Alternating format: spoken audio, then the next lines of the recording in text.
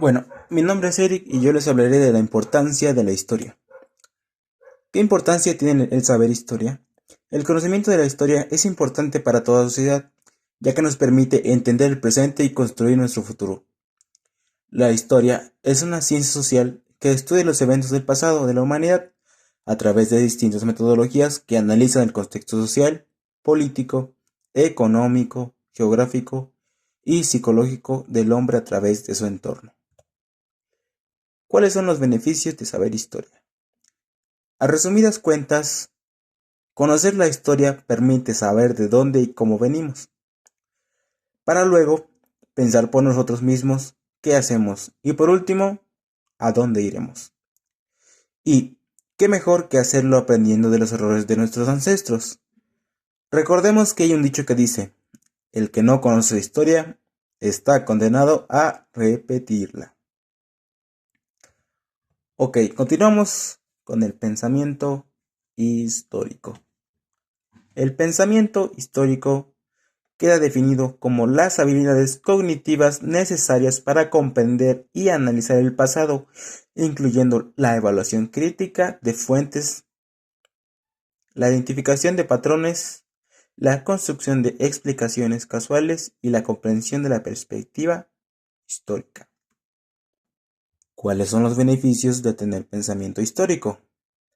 El pensamiento histórico es un proceso complejo de pensamiento lógico y analítico, que implica reconocer el presente y futuro, y además comprender que estos están estrechamente relacionados con el pasado. Para desarrollarlo, se necesita una estrecha relación entre el dominio teórico de los conceptos y la práctica de la historia. Ahora pasaré a hablar de las fuentes primarias y secundarias. A veces puede ser difícil distinguir entre una fuente primaria y una fuente secundaria. Por ejemplo, un conjunto de discursos publicados en un libro es una fuente primaria, porque se mantiene el contenido de los discursos. Pero si el libro publica comentarios de los discursos, esta fuente se transforma en secundaria, porque se trata de una interpretación del original. Continuando con las fuentes primarias, se nos dice que estas son fuentes directas que proporcionan acceso al tema de investigación y contienen información original que no ha sido filtrada, interpretada o evaluada por nadie más. Ejemplos de fuentes primarias incluyen cartas, periódicos, diarios, entrevistas y artefactos. Las fuentes primarias son objetos, imágenes o documentos creados en un momento histórico que proporciona una mirada personal a un evento o periodo de tiempo. Generalmente, las fuentes primarias no proporcionan explícita o detalladamente su propósito. Por este particular, son una llave maestra en la indagación. Pasamos ahora con las fuentes secundarias. Las fuentes secundarias son fuentes de segunda mano que proporcionan información sintetizada y reorganizada a partir de fuentes primarias y que pueden incluir interpretaciones, puntos de vista o análisis. Análisis elaborados por otros investigadores. Ejemplos de fuentes secundarias incluyen libros académicos, bibliografías, artículos de revistas, reseñas y libros de referencia como diccionarios, enciclopedias y atlas. Las fuentes de datos secundarias incluyen libros, fuentes personales, revistas, periódicos, sitios web, registros gubernamentales, etc. Se sabe que los datos secundarios son más fáciles de conseguir que los primarios, ya que se requiere muy poca investigación y necesidad de mano de obra para acceder a estas fuentes. Bien, ahora vamos a hablar sobre la enseñanza de la historia mediante las redes sociales. Eh, como bien sabemos, las redes sociales han revolucionado la forma en que nos comunicamos, consumimos información y aprendemos. En el ámbito educativo, algunas plataformas ofrecen un sinfín de posibilidades para dinamizar, y enriquecer la enseñanza de la historia, atrayendo a las nuevas generaciones de estudiantes y nativos digitales. Bien, como un punto quise resaltar los beneficios de las redes sociales para la enseñanza de la historia, los cuales son 5 beneficios que pues vamos a estar viendo, ¿no? Como primer punto tenemos el acceso a la información, cual, como bien sabemos, las redes sociales permiten un acceso inmediato y gratuito a una gran variedad de recursos históricos, como documentos, imágenes, videos y testimonios. También podemos ver que los estudiantes pueden explorar y analizar estas fuentes primarias de manera interactiva, aumentando el pensamiento crítico y la investigación. Como segundo punto tenemos la interacción y colaboración, el cual nos menciona que pues las plataformas digitales nos facilitan la interacción entre estudiantes, profesores e incluso expertos en historia, ya sea que pues estemos en clases en línea o algo así, o querramos ver testimonios de profesores de historia, expertos en historia, que pues están del otro lado del mundo y no podemos tenerlos aquí cerca. Pues ahí está la actual facilidad de poder estar cerca sin estar cerca.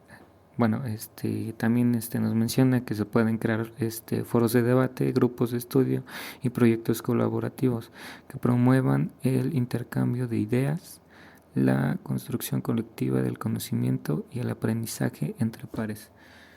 Bueno, como tercer punto tenemos los formatos dinámicos y atractivos, cual nos menciona que las redes sociales ofrecen una amplia gama de formatos multimedia para presentar contenidos históricos de manera atractiva,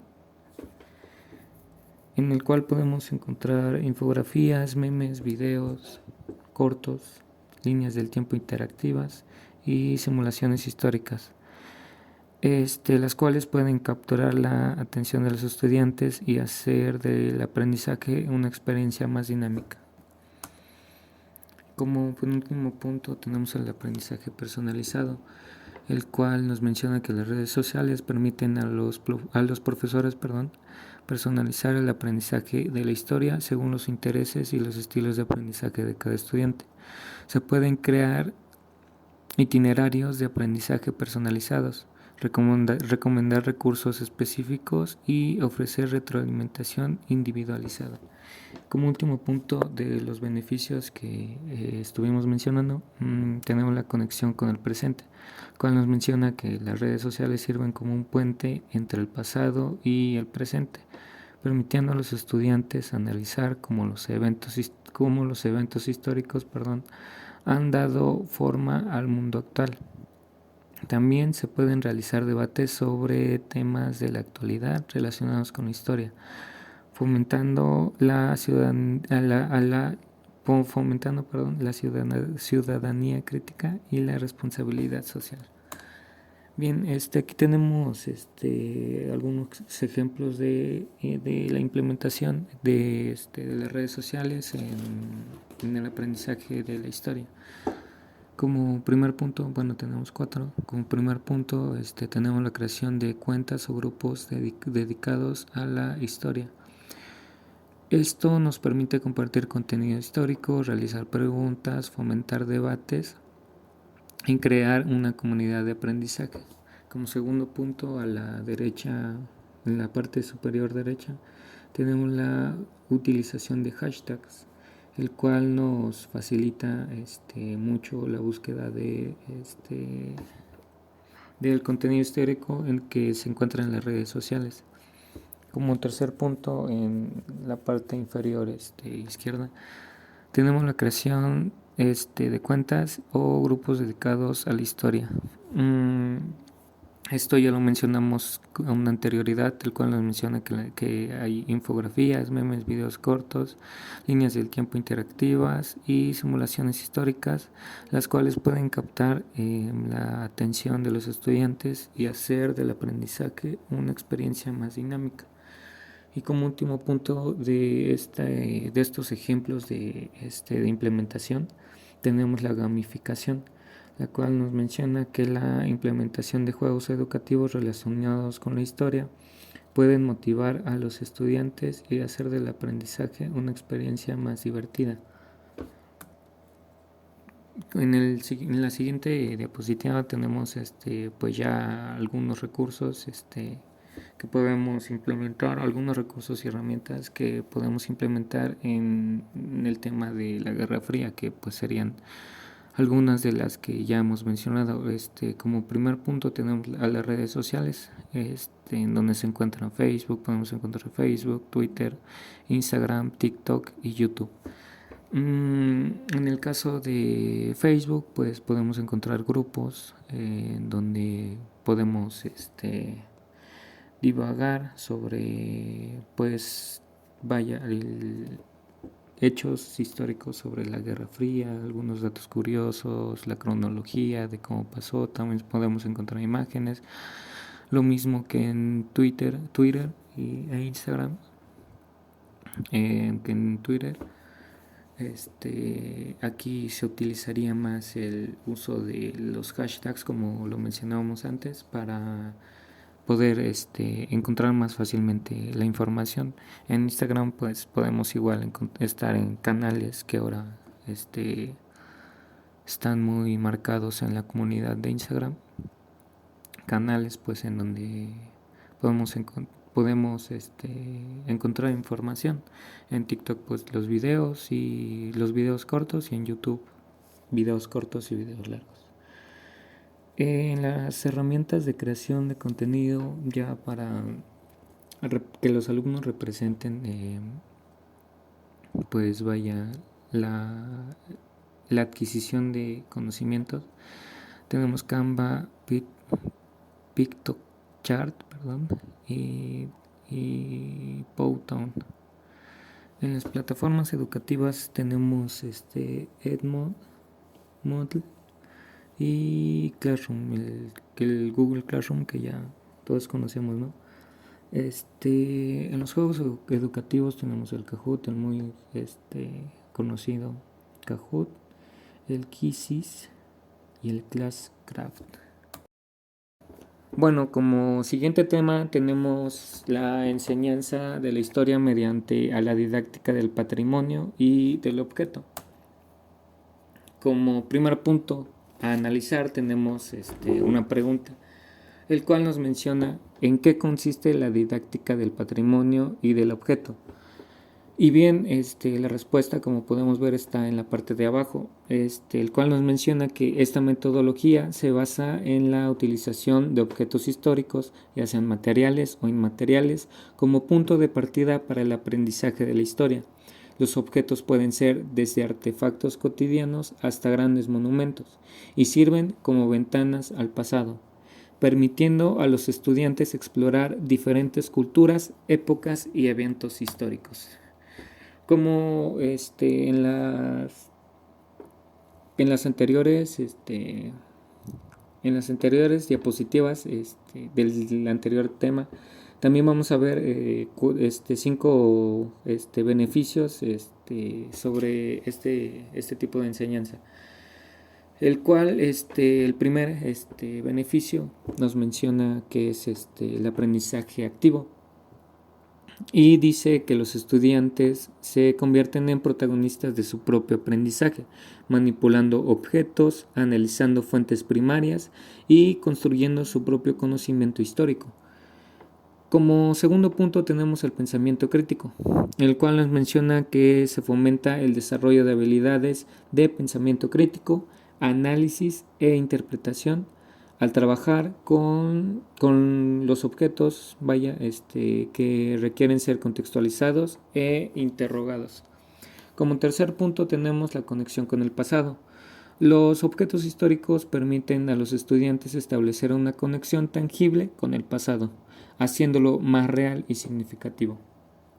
Como cuarto punto tenemos, como cuarto beneficio, perdón, sí también es un punto, la apreciación del patrimonio, el cual nos menciona que se promueve la valoración y el respeto por el patrimonio cultural, tanto material e inmaterial. Y como último beneficio de los 5 que mencionamos, que mencioné, que iba a mencionar, tenemos la habilidad de comunicación, la cual nos menciona que los estudiantes desarrollan habilidades de comunicación oral y escrita al presentar sus investigaciones y hallazgos. Como último punto y para despedir mi participación, nos surge una pregunta a nosotros como docentes en formación, la cual es cómo debemos implementar la didáctica del patrimonio y del objeto en el aula. Esto para la enseñanza de la historia. Y tenemos aquí 4 puntos los cuales podemos llevar a cabo, el cual el primero es son las visitas a museos y sitios históricos, el cual nos menciona que estas visitas permiten a los estudiantes observar y analizar objetos históricos con su contexto original. Como segundo punto, a respuesta del cuestionamiento que nos surgió, tenemos el trabajo con objetos en el aula, en el cual pues los alumnos pueden llevar objetos históricos que tengan en su no tanto históricos tal vez, pero sí muy antiguos que tengan en sus casas por ahí tirados, no sé, bandejas, ollas de hace miles de años o años de sus antepasados, de sus abuelos. Al aula, esto lo pueden llevar al aula para que lo exploren y lo manipulen y tengan una mejor contextualización de esto. Como tercer punto, tenemos el análisis de fuentes primarias, el cual nos menciona que los estudiantes pueden trabajar con documentos, fotografías, mapas y otros objetos que sirvan como fuentes primarias de información histórica. Y como último punto, como última respuesta, ya para cerrar mi participación, tenemos la creación de proyectos, el cual nos menciona que se pueden asignar proyectos de investigación en los que los estudiantes exploren un objeto o tema histórico en profundidad. Muchas gracias. Buen día. A mí me toca enseñanza de la historia mediante el esquema periodista, turista y detective. Bueno, comencemos con el periodista. El periodista busca obtener información más relevante y actual sobre un evento histórico, como estuviera cubriendo una noticia. Este enfoque se centra en la recopilación de hechos, la identificación de fuentes y la narración de la historia de manera clara y concisa. Pasos para aplicar el rol del periodista son los siguientes. Investigar fuentes primarias y secundarias. Como lo dijo mi compañero, es la recopilación de información de documentos históricos, artículos académicos, diarios, entrevistas, etc. Otro punto que viene son formular preguntas clave. ¿Qué ocurrió? ¿Quiénes estuvieron involucrados? ¿Cuándo? ¿Y dónde sucedió? También, por último punto, tengo escribir un artículo o reporte, presentar la información de manera organizada, que es muy importante, destacando los aspectos más importantes del evento. En la siguiente diapositiva encontramos el turista. El turista explora el contexto histórico desde una perspectiva de curiosidad, de descubrimiento. Este enfoque aplica a sumergirse en la cultura, los lugares y la vida cotidiana del periodo histórico en cuestión. Algunos pasos para aplicar el rol del turista son los siguientes. Explorar el contexto cultural y geográfico, que es muy importante para un turista. Investigar cómo era la vida diaria, la cultura, las costumbres y el entorno del periodo histórico. El siguiente punto es crear un diario de viaje o un blog. ¿Qué quiere decir esto? Bueno, nos habla sobre describir lo que ves, lo que se oye, lo que experimentas como si estuvieras visitando el pasado.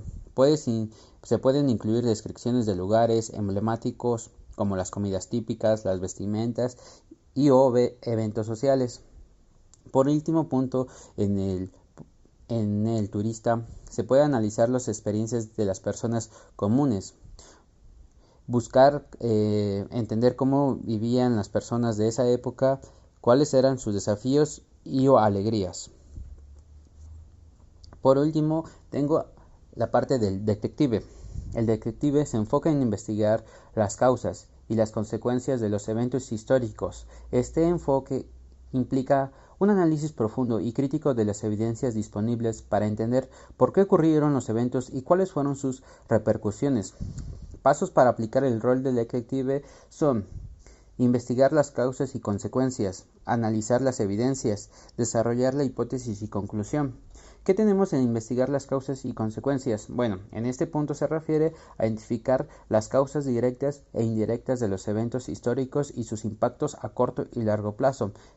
Analizar las evidencias nos habla sobre debemos de examinar los documentos, testimonios, artefactos y otras fuentes de información para construir una teoría coherente sobre los hechos. Y por último, sobre las hipótesis y conclusiones, nosotros debemos de formular una hipótesis sobre por qué ocurrió ciertos eventos y verificar su validez a través del análisis de las evidencias.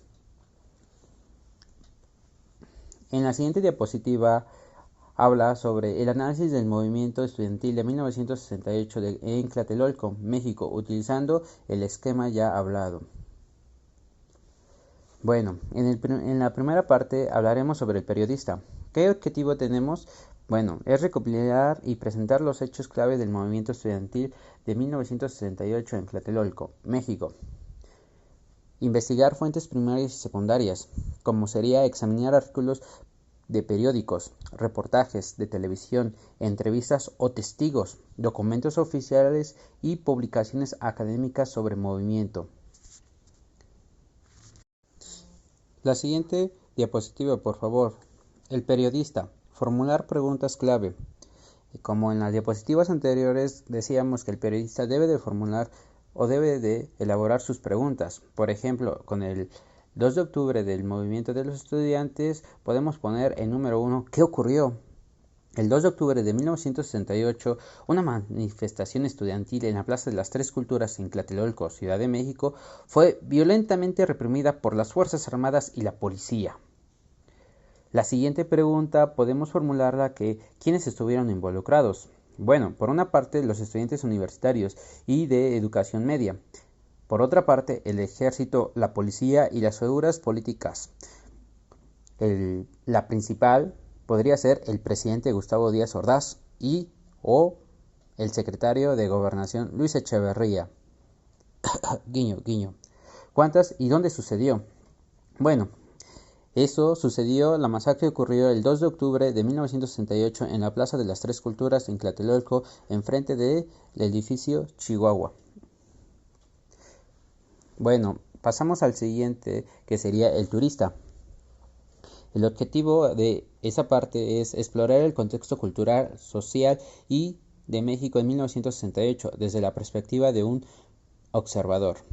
Explorar el contexto cultural y geográfico, que sería la vida cotidiana en 1968, describir cómo era la vida de México de los años 60, la cultura juvenil, las universidades y el clima político previo a los Juegos Olímpicos de 1968.